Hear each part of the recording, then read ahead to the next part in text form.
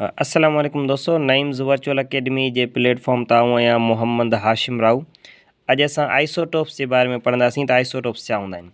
हिन खां पहिरियां पाण पढ़ी आया आहियूं त जेके एलिमेंट्स हूंदा आहिनि, एलिमेंट्स जा वरी एटम्स हूंदा आहिनि, पोइ उन्हनि एटमनि जे अंदरि एटॉमिक नंबर बि हूंदो आहे, एटॉमिक मास बि हूंदो आहे। पर हाणे अगरि जेकॾहिं तव्हां कंहिं हिकिड़े एलिमेंट जा एटम खणंदव न, पोइ सभिनी जो एटॉमिक नंबर ऐं एटॉमिक मास सेम न आहे हूंदो।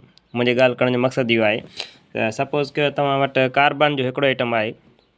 कार्बन जा तव्हांखे के एटम अहिड़ा मिलंदा जंहिंजो एटॉमिक नंबर 12 जंहिंजो एटॉमिक नंबर 6 आहे ऐं हुनजो एटॉमिक मास घणो आहे 12। कार्बन जो तव्हांखे को अहिड़ो बि एटम मिलंदो जंहिंजो एटॉमिक नंबर 6 हूंदो पर हुनजो एटॉमिक मास 13 हूंदो। वरी कार्बन जो तव्हांखे को अहिड़ो बि एटम मिलंदो जंहिंजो एटॉमिक नंबर त 6 हूंदो पर एटॉमिक मास छा हूंदो 14 हूंदो। माना असां ईअं नथा चई सघूं त हिन धरती ते कार्बन जा जेके बि एटम आहिनि उन्हनि सभिनी जो मास 12 ई आहे, ईअं न हूंदो आहे। कार्बन जा तव्हांखे अहिड़ा एटम मिलंदा जंहिंजो एटॉमिक मास 12 हुजे, 13 वारो मास वारो मिलंदो, 14 वारो मास वारो मिलंदो। त इन जे पोयां वजह छा आहे, आख़िरकार ही मास वधे छो थो? उन जे पोयां वजह हूंदी आहे त हिननि जे अंदरि न्यूट्रॉन जो तइदादु वधीक हूंदो आहे। ठीकु आहे, हाणे हिन जे अंदरि 6 प्रोटॉन आहिनि ऐं 6 न्यूट्रॉन आहिनि। हिन में 6 प्रोटॉन आहिनि ऐं 7 न्यूट्रॉन आहिनि। हिन में तव्हांखे 6 प्रोटॉन मिलंदा त वरी 8 न्यूट्रॉन मिलंदा। त न्यूट्रॉन जो तइदादु चेंज थींदो रहंदो आहे, जंहिंजी वजह सां साॻी एलिमेंट जा जेके एटम आहिनि हुननि जो एटॉमिक मास डिफरेंट थींदो आहे। त पोइ हाणे था अचूं पंहिंजी डेफिनेशन्स ॾांहुं। त आइसोटोप्स छाखे चइबो आहे? कंहिं बि एलिमेंट जा उहे एटम जिन जो एटॉमिक नंबर साॻियो हुजे पर एटॉमिक मास डिफरेंट हुजे त उन्हनि एटम्स खे असां चवंदा आहियूं आइसोटोप्स। हाणे ॾिसो, हिननि ॿिन्ही जो जेकर ॾिसंदासीं त हिन जो एटॉमिक नंबर 6 आहे, एटॉमिक मास 13, हिन जो एटॉमिक नंबर 6 आहे, एटॉमिक मास 12। टिनी जो ॾिसो एटॉमिक मास डिफरेंट आहे। त असां आइसोटोप्स जे लाइ डेफिनेशन इस्तेमालु कंदा आहियूं, any atoms of any element having same Z but different A. Z जो मतिलबु छा आहे? Atomic number. कोई कंहिं बि एलिमेंट जा अहिड़ा एटम जंहिंजो एटॉमिक नंबर त साॻियो हुजे पर हुनजो एटॉमिक मास डिफरेंट हुजे त पोइ उन्हनि एटम्स खे असां चवंदा आहियूं आइसोटोप्स। ठीकु आहे, हाणे असां वटि जेके बि एलिमेंट्स आहिनि उन्हनि सभिनी एलिमेंट्स जा आइसोटोप्स हूंदा आहिनि असां वटि। ठीकु आहे, जहिड़े तरीक़े सां कार्बन जो मूं तव्हांखे ॿुधायो, कार्बन जो तव्हांखे 12, 13 ऐं 14 मिलंदो। अहिड़े तरीक़े सां ॿियो जेकॾहिं पाण किताब में जेको एग्ज़ाम्पल बेस्ट लिखियलु आहे उहो हाइड्रोजन जो लिखियलु आहे। हाणे हाइड्रोजन जो जेको आमतौर ते असां लिखंदा आहियूं हाइड्रोजन H1 ऐं 1 करे लिखंदा आहियूं। इन जो मतिलबु आहे हाइड्रोजन जो एटॉमिक नंबर 1 आहे ऐं एटॉमिक मास बि घणो आहे 1। एटॉमिक मास 1 छो आहे? हुनजो पोयां वजह छा आहे? छाकाणि त हाइड्रोजन जो असां एटम खणी ॾिसंदासीं त हुन में विच में न्यूक्लियस आहे, न्यूक्लियस में हिकिड़ो प्रोटॉन आहे, न्यूट्रॉन कोन अथसि, सिर्फ़ु प्रोटॉन आहे। ठीकु आहे, पहिरियों जेको शेल आहे हुन में हिकिड़ो इलेक्ट्रॉन आहे, माना हिकिड़ो प्रोटॉन अथसि, हिकिड़ो इलेक्ट्रॉन अथसि। त हाणे हीउ जेको एटम आहे हिनखे असां H1 ऐं 1 सां ज़ाहिर कंदा आहियूं। पर हाइड्रोजन जो तव्हांखे हाइड्रोजन एलिमेंट जो तव्हांखे को अहिड़ो एटम बि मिलंदो जंहिंजे न्यूक्लियस में हिकिड़ो प्रोटॉन मौजूदु आहे ऐं हिकिड़ो न्यूट्रॉन मौजूदु आहे। ठीकु आहे, हिकिड़ो प्रोटॉन, हिकिड़ो न्यूट्रॉन ऐं ॿाहिरां का इलेक्ट्रॉन। हाणे हिन जो एटॉमिक नंबर, एटॉमिक मास हो 1, हिन जो एटॉमिक मास 2 थी वेंदो, छाकाणि त 2 पार्टिकल्स अची विया आहिनि। त हाणे हिनखे लिखंदासीं H1 ऐं 2। ठीकु आहे,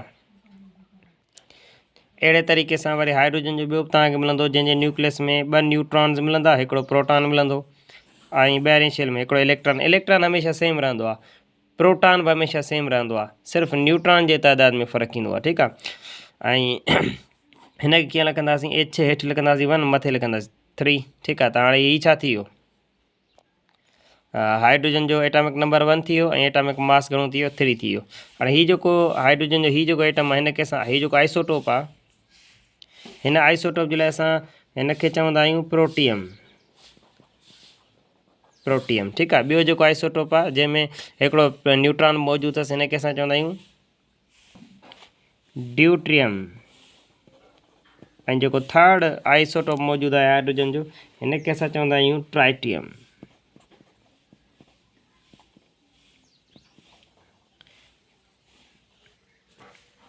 ठीकु आहे, त आइसोटोप्स जो बेसिकली कॉन्सेप्ट इहो हूंदो आहे त एटॉमिक नंबर सेम हुजे, एटॉमिक मास डिफरेंट हुजे पर एलिमेंट साॻियो हुजे। ठीकु आहे, त पोइ असां हुनखे छा चवंदासीं? आइसोटोप्स चवंदासीं।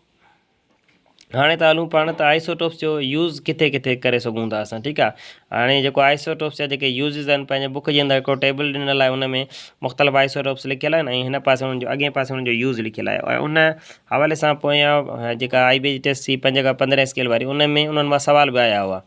आइसोटोप्स जे यूज़िस में अक्सर तौर ते सवाल ईंदा आहिनि, त पोइ उन जे लाइ पाण खे उन्हनि में जेके इम्पोर्टेंट आइसोटोप्स आहिनि जिन जे बारे में सवाल अची चुका आहिनि, उन्हनि जो पढ़णु ज़रूरी आहे पंहिंजे लाइ, ठीकु आहे। त अचो त स्टार्ट था कयूं। अच्छा, पहिरियों जेको आइसोटोप आहे उहो आहे कापर। कापर जो पहिरियों जो मतिलबु आहे पंहिंजे बुक जे अंदरि जेको पहिरियों आहे, ठीकु आहे। हाणे जेको कापर 64 आहे, कापर 64 जो मतिलबु आहे इन जो मास घणो हूंदो, 64 मास हूंदो, ठीकु आहे। आइसोटोप आहे, इन जो असां किथे इस्तेमालु कंदा आहियूं, हिकिड़ी बीमारी आहे विल्सन बीमारी खे डायग्नोज़ करण जे लाइ।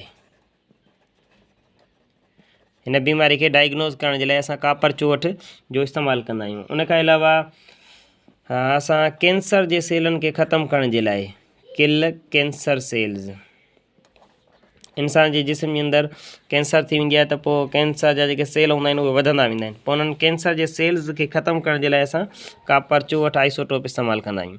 अच्छा, उन खां अलावा ॿियो आहे असां वटि गैलियम 67।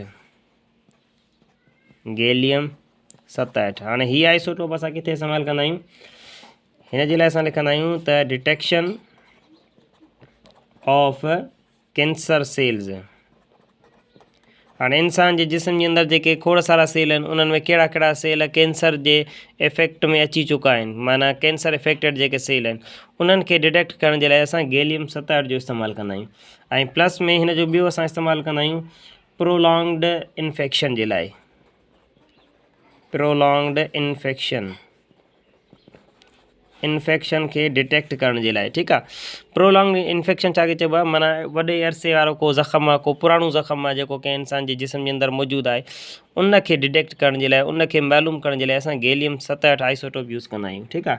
उन खां बाद में आयरन जी ॻाल्हि कयूं त असां आयरन 59 यूज़ कंदा आहियूं इंसान जे जिस्म जे अंदरि आयरन जे फंक्शन खे चेक करण जे लाइ, फंक्शन ऑफ आयरन, ठीकु आहे। त इंसान जे जिस्म जे अंदरि आयरन कहिड़े तरीक़े सां कमु करे रहियो आहे, हुनजी फंक्शनिंग सही आहे या ग़लति आहे, उन शइ खे चेक करण जे लाइ असां आयरन 59 जो यूज़ कंदा आहियूं। ॿियो पाण वटि हूंदो आहे कोबाल्ट 60। कोबाल्ट 60 हीअ जेको आइसोटोप आहे, हिन जो बि इस्तेमालु असां कैंसर जे सेल्स खे ग्रोथ करण खां रोकण जे लाइ कंदा आहियूं, ठीकु आहे। Stop growth of cancer cells, ठीकु आहे। कैंसर सेल्स तेज़ी सां फैलजंदा रहंदा आहिनि, उनखे उनजी ग्रोथ खे स्टॉप करण जे लाइ असां कोबाल्ट 60 जो आइसोटोप यूज़ कंदा आहियूं, ठीकु आहे। उन खां बाद में ॿियो आहे आयोडीन। आयोडीन जेको आहे, आयोडीन आइसोटोप जो असां इस्तेमालु कंदा आहियूं थायरॉइड ग्लैंड खे चेक करण जे लाइ। थायरॉइड ग्लैंड हूंदो आहे न इंसान जे ॻिचीअ जे अंदरि, निड़ीअ वटि हिकिड़ो ग्लैंड आहे जंहिंखे असां थायरॉइड ग्लैंड चवंदा आहियूं। उन थायरॉइड ग्लैंड जे फंक्शन खे चेक करण जे लाइ असां आयोडीन आइसोटोप जो इस्तेमालु कंदा आहियूं। अच्छा, आयोडीन कहिड़ो, इन जो जेको मास नंबर आहे उहो मूं नोट कयो हो, पर थोरो मिसप्लेस थी वियो, हींअर मूंखे ज़हन ते बि न आहे। तव्हां 7th क्लास जो जेको बुक आहे, उन में आइसोटोप जो जेको चैप्टर आहे, उन जे अॻे पासे करे ॾिसंदो त उन में आयोडीन जे अॻियां मास नंबर लिखियलु हूंदो, त काउं नंबर इन जो आयोडीन काउं नंबर आहे जेको असां यूज़ कंदा आहियूं थायरॉइड ग्लैंड जे फंक्शन खे चेक करण जे लाइ। थायरॉइड ग्लैंड जे लाइ कॾहिं कॾहिं जेको आहे सो आयोडीन थायरॉइड ग्लैंड खे न मिलंदो आहे, त पोइ ईअं बि थींदो आहे जो थायरॉइड ग्लैंड सुॼी पवंदो आहे, इंसान जे हिन ॻिचीअ जे अंदरि हिकिड़ो वॾो ॻोड़ो पैदा थी पवंदो आहे, जंहिंखे उन बीमारी खे असां चवंदा आहियूं गोइटर। हीअ इन करे ॿुधायां पियो छाकाणि त हीअ सुवालु तमामु इम्पोर्टेंट आहे, अक्सर तौर ते पुछियो वेंदो आहे, ठीकु आहे। थायरॉइड ग्लैंड में जे अंदरि इन्फ्लेमेशन थी वेंदी आहे ऐं उन बीमारी खे असां गोइटर जी बीमारी चवंदा आहियूं, ठीकु आहे। अच्छा, उन खां बाद में जेको लास्ट में आहे उहो आहे पाण वटि कार्बन 14। कार्बन 14 जेको आइसोटोप आहे, इहो पाण यूज़ कंदा आहियूं कार्बन डेटिंग जे लाइ। कार्बन डेटिंग जो मतिलबु छा हूंदो आहे, कार्बन जे ज़रिए कंहिं बि फासिल जी उमिरि मालूम करणु। जहिड़े तरीक़े सां तव्हांखे को पुराणो स्केलेटन मिलियो आहे, ठीकु आहे, को हॾऊं पिंजरो, को ढांचो वग़ैरह मिलियो आहे कंहिं जानदार जो, हाणे तव्हां चेक था करणु चाहियो त हीउ घणा हज़ार साल पहिरियां ज़िंदा हुयो, इन शइ खे चेक करण जे लाइ फॉसल्स जी एज मालूम करण जे लाइ, फासिल जी एज मालूम करण जे अमल खे असां चवंदा आहियूं कार्बन डेटिंग। ऐं कार्बन डेटिंग छाजे ज़रिए कबी आहे, कार्बन 14 आइसोटोप के ज़रिए कंदा आहियूं असां। ठीक है, उम्मीद है अॼोको लेक्चर तव्हांखे सम्झ में आयो हूंदो। हिन लेक्चर के अंदर पाण आइसोटोप्स जो कॉन्सेप्ट सम्झो, उन खां पोइ 2 नंबर ते पाण आइसोटोप्स जा यूज़ सम्झा।